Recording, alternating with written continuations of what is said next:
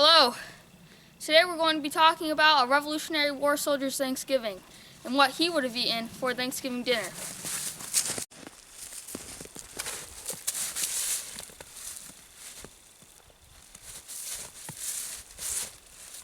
Conditions for a Revolutionary War soldier were always very poor.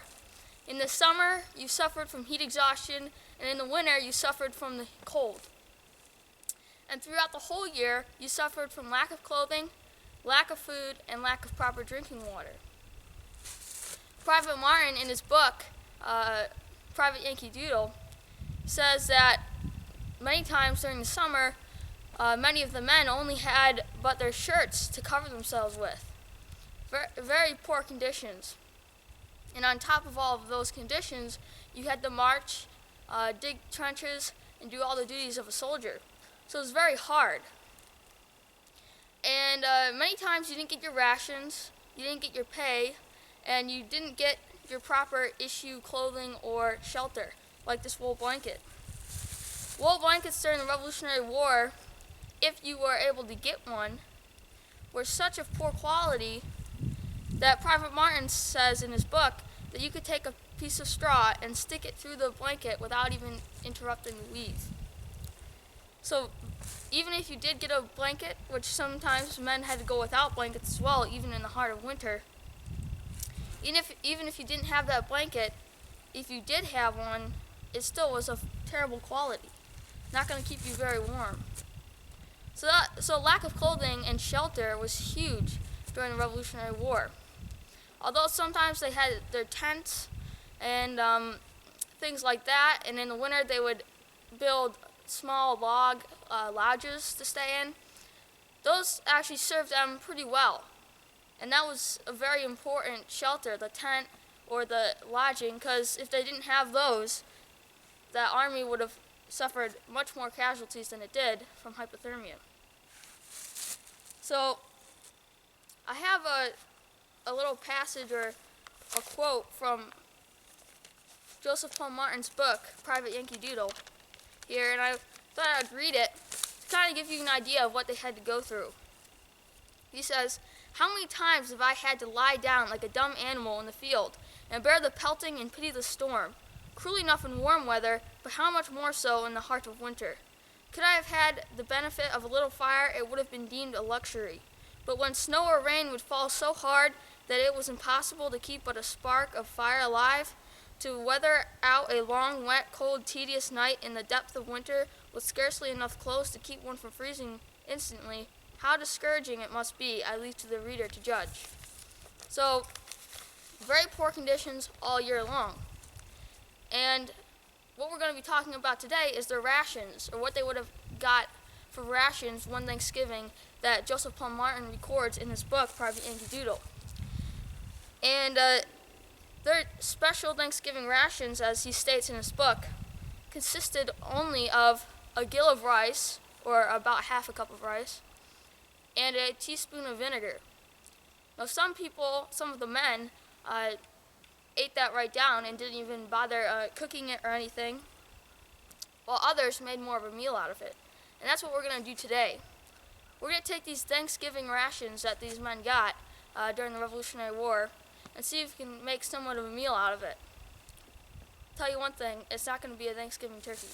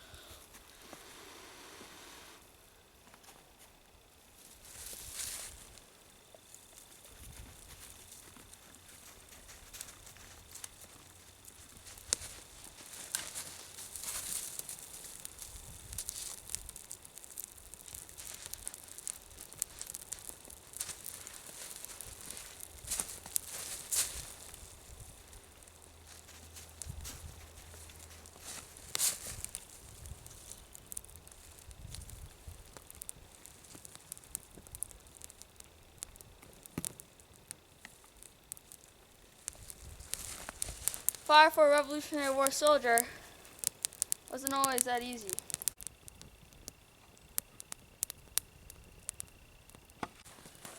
Okay, so now we have our fire going. Let's talk about the Thanksgiving rations that was issued to the soldiers. So we have our gill of rice, or half a cup of rice, in our pot here. And I have some water here in my bottle with a teaspoon of vinegar. And that's all they were given. Now let's pour that all into the pot.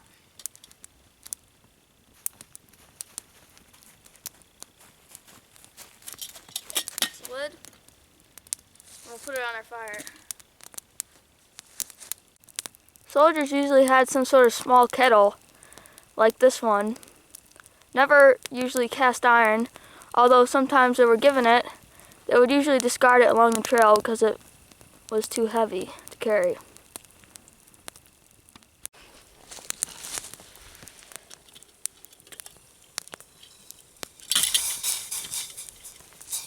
A little stir to make sure everything's boiling nicely.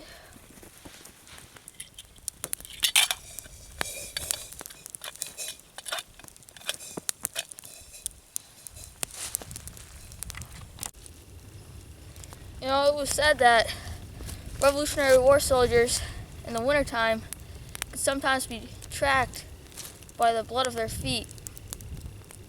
And that was true. Many times they didn't have the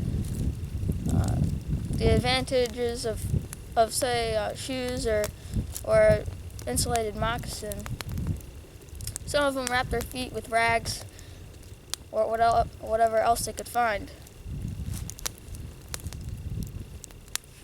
It's time we check the softness of our rice. See if we can eat it yet.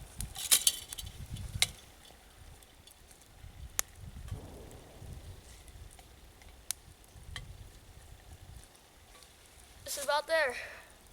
Should be able to take it off in a few minutes, and we'll try it.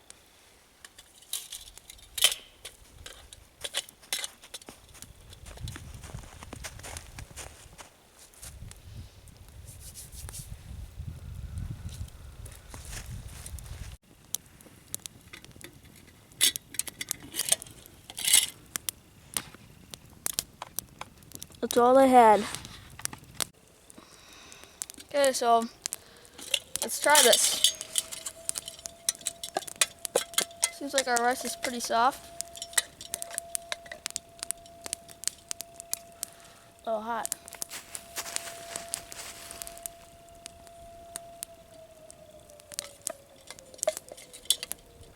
Very, very plain. You can taste a little bit of the vinegar.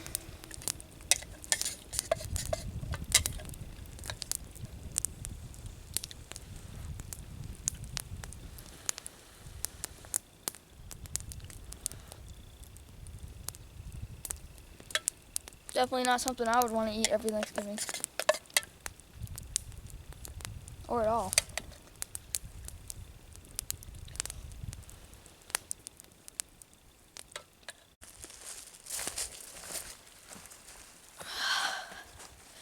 I want to thank you for joining me on this Thanksgiving special today.